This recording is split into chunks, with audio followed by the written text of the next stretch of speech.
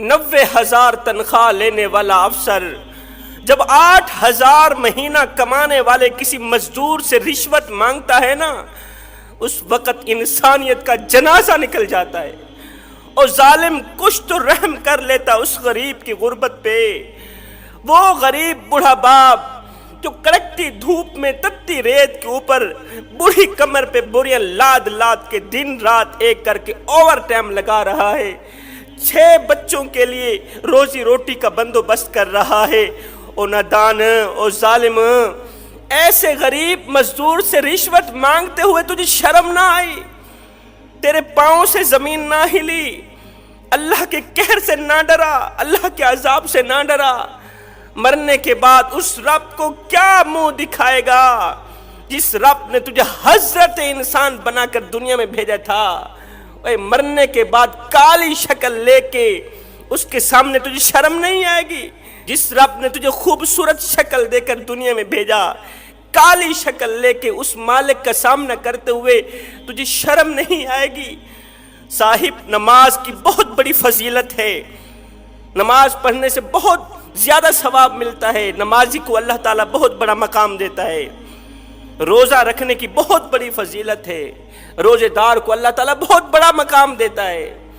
جتنی بھی عبادات ہیں، نماز، روزہ، حج، زکوٰۃ، تہجد، اللہ تعالیٰ بہت بڑا مقام دیتا ہے، بہت بڑا مرتبہ دیتا ہے، مگر سنو، عبادت اس مقام تک نہیں پہنچاتی، نماز اس مقام تک نہیں پہنچاتی، روزہ اس مقام تک نہیں پہنچاتی، حج، زکوٰۃ، تہجد اس مقام تک نہیں پہنچاتی جہاں غریب کی خدمت پہنچاتی ہے۔ عبادت اس مقام تک نہیں پہنچاتی۔ حضرت سیدنا علی المرتضیٰ شیر خدا کرم اللہ وجہ الکریم نے فرمایا تھا، فرمایا اگر کوئی بھوکا روٹی چرائے، روٹی چوری کرے، بھوکا شخص جو 3 دن کا بھوکا تھا روٹی چوری کرنے پر مجبور ہو گیا، اگر وہ ایک روٹی چوری کرے تو چور کے ہاتھ کاٹ دینے سے کہیں زیادہ بہتر ہے وقت کے حکمران کے ہاتھ کاٹے جائے۔ ایسے چور کے ہاتھ کاٹنے سے کہیں زیادہ بہتر ہے وقت کے بادشاہ کے ہاتھ کاٹے جائے۔ یہاں پر جو میری مائیں بہنیں بیٹیاں میری آواز سن رہی ہیں، ان کے آگے میں چھوٹی سی گزارش رکھوں گا، گزارش کروں گا، اے اسلام کی مقدس شہزادی، جب تم کسی شادی کی تقریب سے ہو کر گھر آیا کرو تو اپنے بوڑھے باپ کو، مزدور باپ کو، غریب باپ کو یہ مت کہا کرو کہ فلاں شخص نے اپنی بیٹی کو 10 تولے زیور دیے، 10 تولے سونا دیا۔ جب تم کسی شادی کی تقریب سے گھر آیا کرو نا تو اپنے بوڑھے باپ کو یہ مت کہا کرو کہ فلاں شخص نے اپنی بیٹی کو جہیز کے لیے 10 تولے زیور دیے، 2 ٹرک جہیز کے دیے، سامان کے دیے۔ تمہارے منہ پر تو باپ کہہ دیتا ہے اس نے اچھا کیا، تمہارے سامنے تو بوڑھا باپ، مزدور باپ، غریب باپ کہہ دیتا ہے اس نے اچھا کیا، لیکن رات کو جب سوتا ہے نا، رات کا جب دوسرا پہر آتا ہے، جب گھر کے تمام لوگ سو جاتے ہیں، اس وقت اس غریب بوڑھے باپ کی آنکھیں رو رہی ہوتی ہیں۔ بیٹی کا جملہ باپ کو سونے نہیں دیتا، بیٹی کی یہ خواہش، کاش جس طرح اس مالدار باپ نے بیٹی کو 10 تولے زیور دیے، 2 ٹرک جہیز کے دیے، کاش کہ میرا باپ بھی مجھے 10 تولے زیور دیتا، 2 ٹرک جہیز کے دیتا۔ بیٹی کی وہ خواہش باپ کی نیند حرام کر دیتی، بیٹی کا یہ جملہ باپ کی نیند حرام کر دیتا ہے۔ پھر ساری رات باپ کی روتے ہوئے گزرتی ہے، آنکھوں سے نیر بہاتے ہوئے گزرتی ہے، آنسو بہاتے ہوئے گزرتی ہے۔ بیٹی کی یہ بات سن کر باپ رو رو کے اللہ کے سامنے شکوہ کرنے پر مجبور ہو جاتا ہے، رو کر کہتا ہے، شکوہ کرتا ہے، مالک، بیٹی کو جہیز کے طور پر 10 تولے زیور دینے والے شخص نے کون سا ایسا کمال دکھایا تھا؟ جہیز کے طور پر 2 ٹرک سامان کے دینے والے شخص نے، باپ نے کون سی ایسی نیکی کی تھی، کون سی ایسی خوبی کر دکھائی تھی کہ تو نے اسے مالا مال کر دیا؟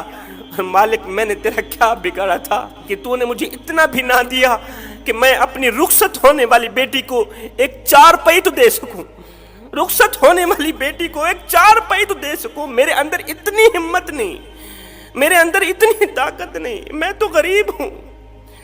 وہ بڑا باپ جو کڑکتی دھوپ میں تتی ریت کے اوپر کھڑے بوڑھی کمر پہ بوریاں لاد لاد کے دن رات ایک کر کے 1000 روپے شام کو کما کے آتا ہے، بچوں کے لیے روٹی کا بندوبست کرے یا بیٹی کو جہیز دے۔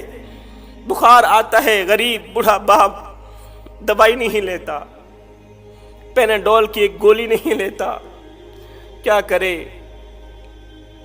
اولاد کو روٹی کھلائے یا دوائی لے، بیٹی کو جہیز دے یا اپنی دوائی لے۔ آئے اس جہیز جیسی لعنت نے میرے خوبصورت معاشرے کو گندا کر دیا۔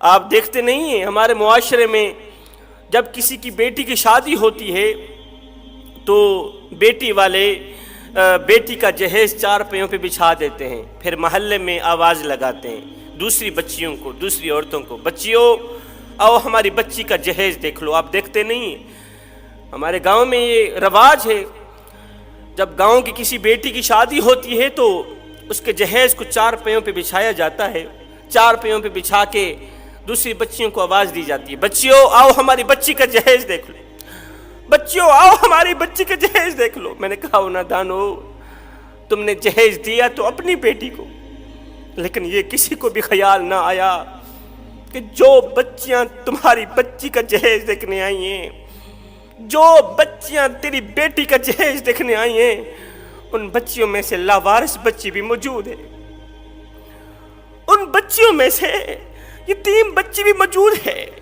ان بچیوں میں سے اس غریب بوڑھے باپ کی بچی بھی موجود ہے، جو غریب بوڑھا باپ دن رات ایک کر کے اوور ٹائم لگا کے نہ دن دیکھتا ہے، نہ رات دیکھتا ہے، نہ سردی دیکھتا ہے، نہ گرمی دیکھتا ہے، نہ بھوک دیکھتا ہے، نہ پیاس دیکھتا ہے، وہ بیٹی کے لیے روٹی کا بندوبست کرے یا اس کے جہیز کا بندوبست کرے۔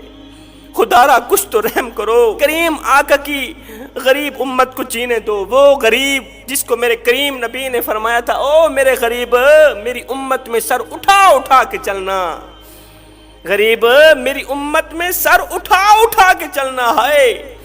جس غریب کو میرے نبی نے فرمایا تھا میری امت میں سر اٹھا اٹھا کے چلنا، ہم نے اس غریب کا ستیہ ناش کر دیا، ہم نے اس غریب کا جینا حرام کر دیا، جینا محال کر دیا۔ وہ غریب موت مانگنے پر مجبور ہو گیا۔ ہم نے اپنی دولت کی نمائش اس طرح کی، ہم نے پیسوں کی نمائش اس طرح کی کہ غریب موت مانگنے پہ مجبور ہو گیا۔ مالک تیری مخلوق مجھے جینے نہیں دیتی، ہاتھ جوڑ کے عرضی کر رہا ہوں میرے بھائیوں، اس جہیز جیسی لعنت کو ختم کرو۔ یہاں پر میں آقا کریم علیہ السلام کا ایک رلا دینے والا فرمان سنانا چاہوں گا، ضروری سمجھوں گا۔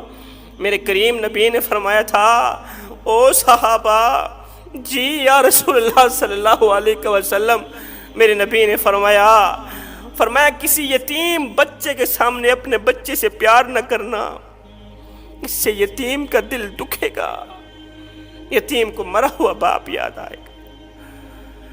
او صحابہ کسی بیوہ عورت کے سامنے اپنی بیوی سے پیار نہ کرنا، اس سے بیوہ عورت کا دل دکھے گا۔ فرمایا او صحابہ کسی غریب انسان کے سامنے اپنی دولت کی نمائش نہ کرنا، اس سے غریب کا دل دکھے گا، غریب اللہ کے سامنے شکوہ کرنے پہ مجبور ہو جائے گا۔ ہے روٹی امیر شہر کے کتوں نے چھین لی، فاقہ غریب شہر کے بچوں میں بٹ گیا، چہرہ بتا رہا تھا کہ اسے مارا ہے بھوک نے، حاکم نے یہ لکھا کہ یہ کچھ کھا کے مر گیا۔ ہم غریبوں کی مدد کرتے ہیں، غریب ہمسائے کے گھر روٹی دیتے ہیں، لیکن تب جب وہ بیچارہ مر جاتا ہے۔ آپ دیکھتے نہیں ہمارے محلے میں جب کوئی فوتگی ہو جاتی ہے، جب کوئی مر جاتا ہے تو پھر ہم سارے محلے والے مل کر اس مرنے والے کے گھر پوری فیملی کے لیے کھانا پہنچاتے، پوری فیملی کے لیے کھانا پہنچاتے۔ میں نے کہا نا دانو، مرنے والا روٹی روٹی کرتا مر گیا، مرنے والا 3 دن کا بھوکا تھا، آخر مر گیا۔ روٹی کھلاتے تو اسی مرنے والے کو کھلاتے، آج اس کے مرنے کے بعد تمہاری دی روٹی کس کام کی؟ کسی عورت نے کہا حضرت کوئی ایسا وظیفہ ہے جس کے پڑھنے سے اللہ تعالیٰ جلد از جلد سنبھال لے، کوئی ایسا وظیفہ بتاؤ کہ اللہ تعالیٰ مجھے موت دے دے۔ میں نے کہا بہن یہ کیا کر رہی ہے؟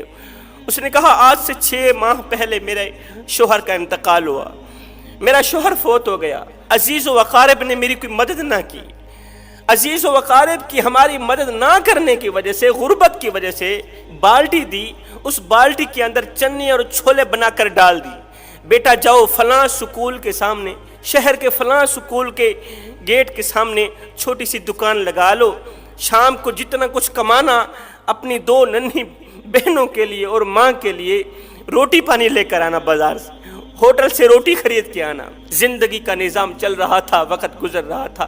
کل کی بات ہے، میرا 8 سالہ سربراہ چنے چھولے بیچنے کے بعد 200-400 روپے جیب میں ڈالے ہوٹل کی طرف جا رہا تھا، ہمارے لیے روٹی خریدنے کے لیے، کھانا لینے کے لیے ہوٹل کی طرف جا رہا تھا۔